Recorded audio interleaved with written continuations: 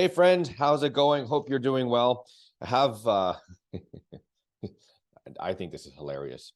It's a bundle of wires, and what you're noticing is what normally is here is not here. What is that? Well, James, normally I use a boom mic, right? You can see from behind I use a whiteboard a lot for teaching, and so part of the challenge with the boom mic is if I'm facing the whiteboard, it doesn't pick up the sound. And so I had this great idea to pick up these wireless mics, and I'm going to use them for events. I'm going to use them for teaching. I'm going to use them for live classes and things like this. But the reason why I'm bringing this up is what? Well, when I first received this, I was trying to connect it to the MacBook Pro, and I did what any self-techie does, which is go and YouTube the instructions. The instructions are basically saying, I need this cord, which goes into the MacBook Pro, and it splits into a mic and a headphone section.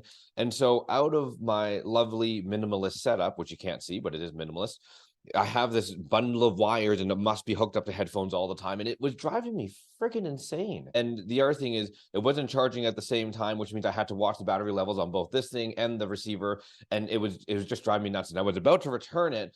And long story short, I figured out how to charge it. Finally, it shouldn't be that difficult. And it did.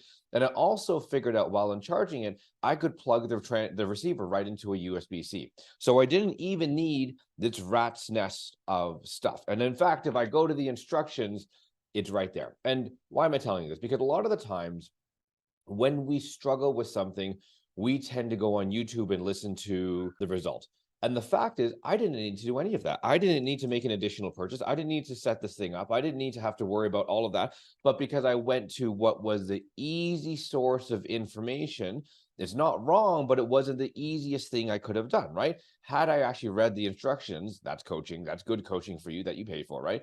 Had you actually read the instructions, or had you actually had somebody guide the way, it would have been a lot easier to be able to set up. So in an effort to save some time and save some money, I ended up Googling what I thought, YouTubing, I thought what was the better solution. And the irony is, instead of saving me time and money, it actually cost me a lot of time and money. So the lesson in this, my friends, is sometimes the better thing to do is actually pay for things, actually pay for real advice, get real advice from people who know what they're talking about, and do it right the first time.